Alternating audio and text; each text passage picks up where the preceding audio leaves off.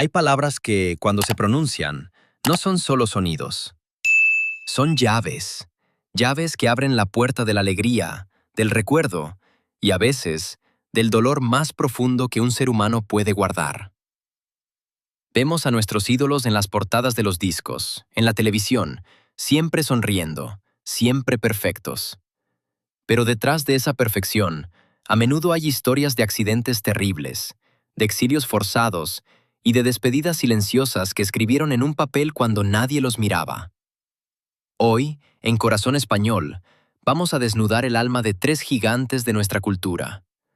Vamos a sentarnos en una mesa de un restaurante de Miami para descubrir cómo un simple café se convirtió en el grito de guerra más famoso de la historia de la música. Vamos a entrar en el despacho privado de un genio de la comedia, un hombre pequeño de estatura pero inmenso de espíritu, para leer el poema con el que se despidió del mundo antes de irse.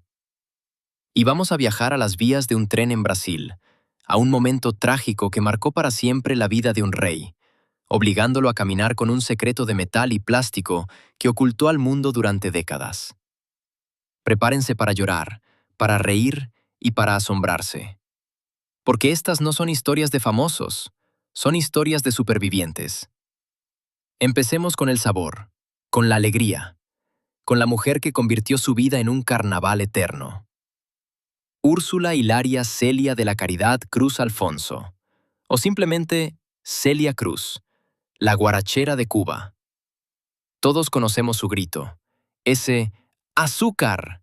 Que retumbaba en los estadios y que hacía que hasta los muertos quisieran bailar. Pero, ¿de dónde salió? ¿Fue una estrategia de marketing? ¿Fue un invento de un productor? No, fue un accidente. Fue un momento de pura espontaneidad cubana. Imaginen la escena. Estamos en Miami, años 60. Celia ya había salido de Cuba, con el corazón roto por dejar su tierra, pero con la voz intacta. Estaba comiendo en un restaurante cubano, de esos donde el olor a frijoles negros y plátano maduro te abraza nada más entrar. Celia estaba terminando de comer y, como buena cubana, pidió un café. El camarero, un chico joven, quizás nervioso por atender a la estrella, le preguntó mientras sostenía la azucarera: ¿La señora quiere azúcar en su café? Celia se quedó de piedra. Lo miró con esos ojos grandes y expresivos, se ajustó la peluca y soltó una carcajada que paró el restaurante. ¿Que si quiero azúcar? Chico, tú eres cubano. ¿Cómo vas a preguntar eso? El café cubano sin azúcar no es café, es veneno.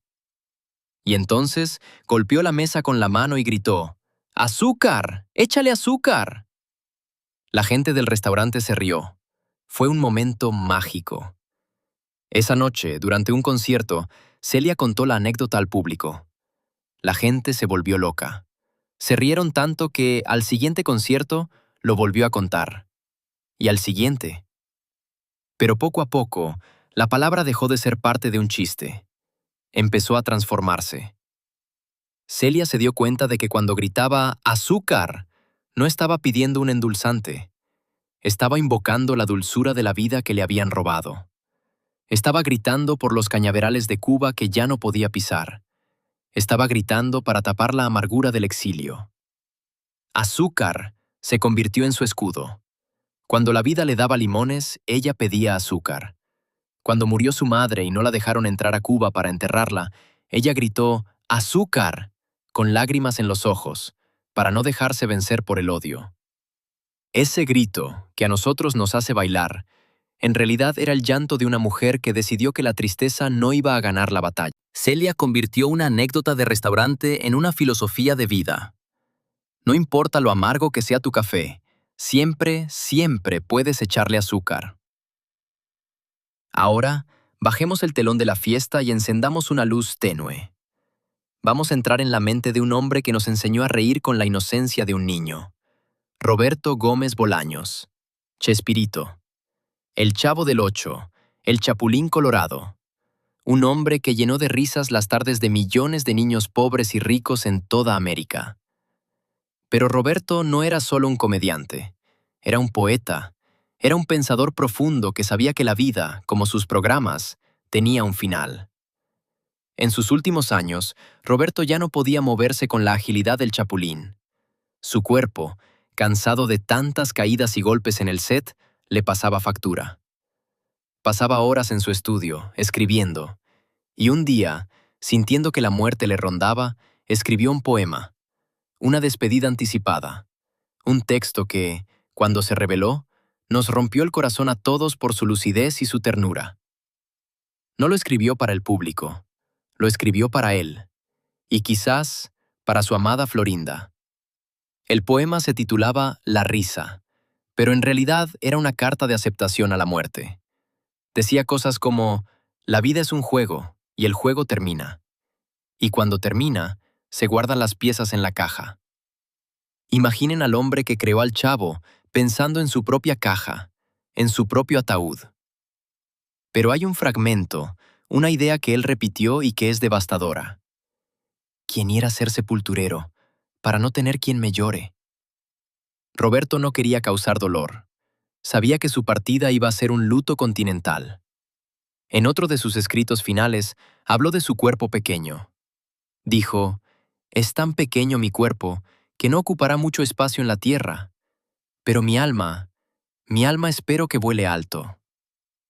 Cuando Chespirito murió en 2014, no se fue el comediante, se fue el filósofo. Ese poema, esa previsión de su final, nos mostró que el hombre que vivía en un barril sabía que la verdadera riqueza no estaba en las tortas de jamón, sino en dejar una huella de amor. Se despidió antes de irse, como los grandes caballeros, para que cuando la muerte llegara, no lo pillara desprevenido, sino escribiendo. Y para nuestra última historia, viajamos a Brasil, a la tierra de la samba y la melancolía. Roberto Carlos, el rey. El hombre que le cantó al amor, a los detalles, al gato que está triste y azul. Ha vendido más de 150 millones de discos. Es un ídolo absoluto. Pero durante décadas, Roberto Carlos guardó un secreto físico. Un secreto de metal, cuero y plástico que llevaba atado a su cuerpo. Una pierna ortopédica. Mucha gente no lo sabe, o lo ha olvidado, porque él se encargó de ocultarlo con una maestría absoluta. La tragedia ocurrió cuando tenía solo 6 años. Era un niño pequeño, jugaba en su pueblo natal, Cachoeiro de Itapemirim. Era el día de la fiesta del patrón. Había música, gente. Roberto jugaba cerca de las vías del tren con una amiga. De repente, una locomotora de vapor se acercó.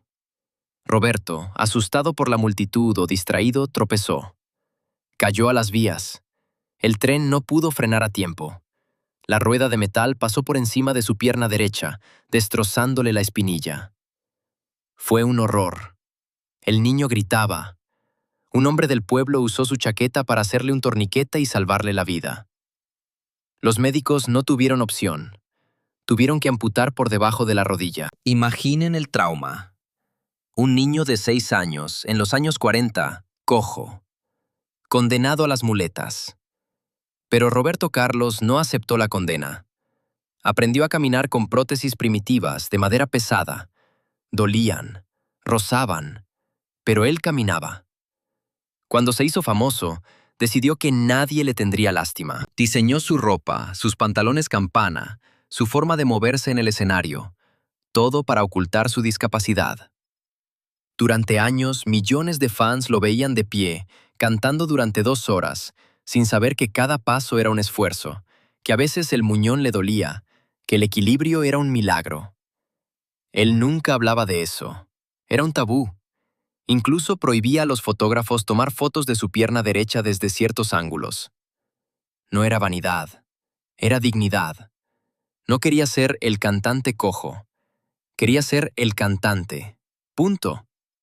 Solo en su madurez, ya anciano, Roberto Carlos empezó a hablar con naturalidad del accidente. Dijo una vez, «Ese día perdí una pierna, pero gané la música. Dios me quitó algo para darme una voz». Verlo hoy, con más de 80 años, todavía de pie, cantando Amigo, cobra un sentido nuevo. No se sostiene solo sobre sus piernas. Se sostiene sobre una voluntad de hierro que se forjó en las vías de un tren cuando era solo un niño asustado. 3 historias, 3 cicatrices. Celia Cruz, que curó su exilio con azúcar. Chespirito, que escribió su propia despedida para no hacernos llorar. Y Roberto Carlos, que caminó sobre el dolor para alcanzar las estrellas. Amigos de Corazón Español, a veces pensamos que nuestros problemas son el fin del mundo, que un dolor de rodilla, una mala noticia o un adiós nos van a hundir. Pero mírenlos a ellos. Ellos convirtieron el drama en arte, el dolor en canciones, la muerte en poesía. ¿Cuál de estas historias les ha llegado más? ¿Sabían lo de la pierna de Roberto Carlos? ¿Han gritado azúcar alguna vez? Cuéntenoslo. Queremos saber qué sienten. Si este video les ha emocionado, si les ha hecho ver a sus ídolos con otros ojos, regálennos un me gusta. Y suscríbanse, porque las verdaderas historias no están en las revistas, están escritas en el corazón. Gracias por estar ahí. Que Dios los bendiga. Hasta la próxima.